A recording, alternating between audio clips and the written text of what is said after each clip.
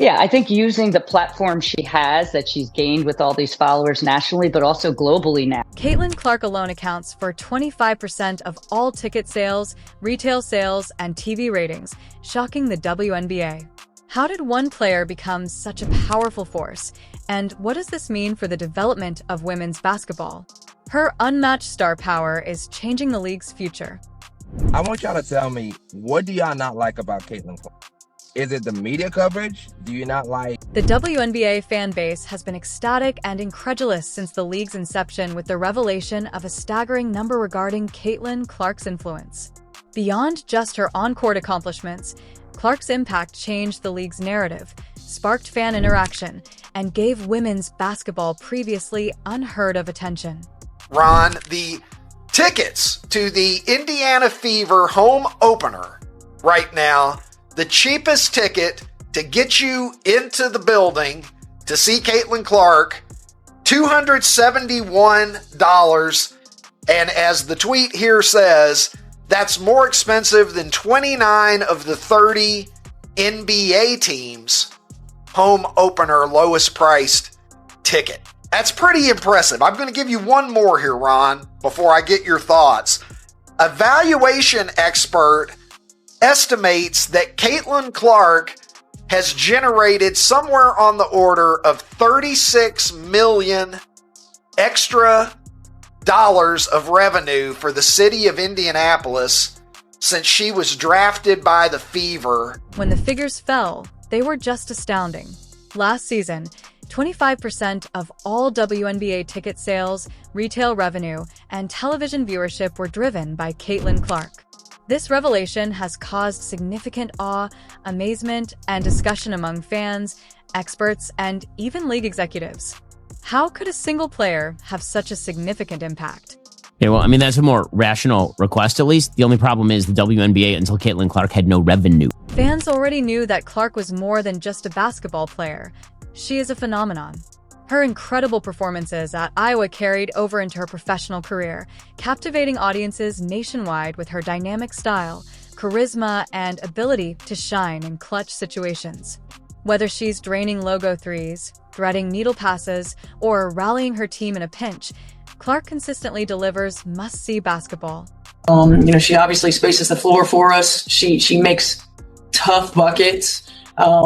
She gives us another option on the floor to run our off-ball screening action for. She gives us another player that can play with the ball in her hands in the two-man game. She just has a really high IQ and understanding of the game. Her ability to captivate players transcends her talent set.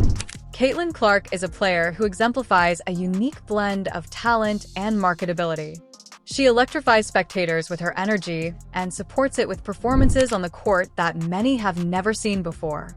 Clark embodies a new WNBA age in which the league is not just revered, but now widely acclaimed. Is a superstar, not a female superstar. She is a superstar. She moves the needle. The WNBA has been looking for someone who moves the needle. The ratings just came in. Caitlin Clark's game on Sunday did a bigger number than Warriors Celtics. Did 3.5 million. Warriors Celtics did 3 million. 3.5 million for a women's college basketball game. I think the WNBA, they have two great teams. They have the Liberty and the Aces. And they played in the finals last year. They both have, multiple MVP caliber players, but it hasn't garnered quite the buzz yet. You already have a pretty high level of basketball, and then you add in a superstar in Caitlin Clark to the league. As the league enters a new season, all eyes will be on Caitlin Clark and whether she can continue to take the WNBA to new heights. However, one thing is certain. She's not just playing basketball. She's changing the game, and the numbers proved it. For WNBA fans, this statistic validates everything they've believed in the talent, excitement, and potential of women's basketball. Clark's ability to turn games into events and fans into super fans is a testament to her unique brilliance. I want y'all to tell me, what do y'all not like about Caitlin Clark? Is it the media coverage? Do you not like that she complains after foul calls like everybody else? What exactly is the reason why I see so much hate on social media and from WNBA players, all she's doing is bringing more attention to the game, and she's very skilled. Like, whenever I watch Iowa games, her teammates always got an open shot. Please explain to me, why do y'all hate? The WNBA is currently in a frenzy following the shocking revelation that Caitlin Clark alone was responsible for 25% of the league's total ticket sales during the previous season. This revelation has triggered intense discussions among fans, players, and analysts regarding her contribution to the league and whether she merits much more than her current salary of $75,000. Despite Clark's unmatched influence, the figure is comparable to other celebrities like Angel Reese. Unquestionably, Caitlin Clark's captivating performances have the power to entice audiences to arenas and screens.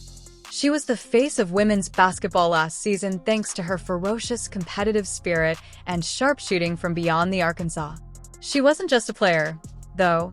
She was the catalyst for the league's expansion from sellout audiences to a surge in WNBA retail sales that included her name and number. Clark's arrival changes everything.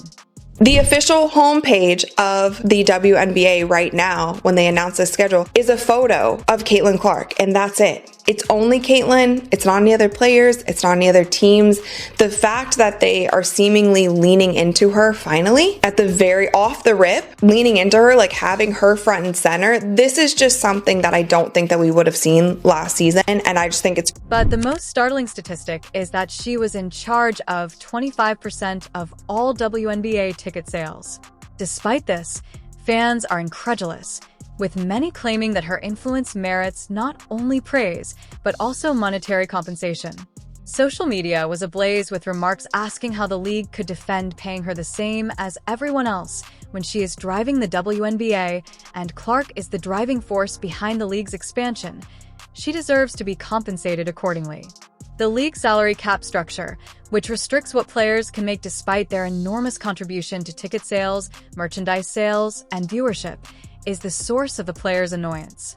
Comparisons to Angel Reese, another rising star in women's basketball who makes the same salary, have fueled the fire because Caitlin Clark is bound by a standard contract that pays her $76,000 annually, far less than what fans think she deserves. Fans point out that while Reese is unquestionably talented, her impact on ticket sales and commercials is nothing compared to Clark's. Hand pays them bills, baby. I just hope y'all know the WNBA don't pay my bills at all. I don't even think that pays one of my bills. Literally. I'm trying to think of like my rent for where I stay at. I'm gonna do the math real quick. It might cover that. Yeah, it covers that. It definitely covers that. What is I don't even know my salary. 74? The WNBA's pay structure, according to critics, is antiquated and does not recognize players who significantly boost the league's visibility because of Clark's contributions.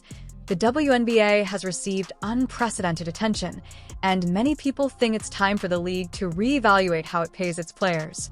On the other hand, some fans and analysts advise against concentrating only on individual players when talking about league-wide issues. They contend that although Clark is unquestionably a superstar, the NBA's expansion depends on teamwork to support all of its players and teams. Nevertheless, even these voices agree that Clark's influence is distinct and merits particular attention.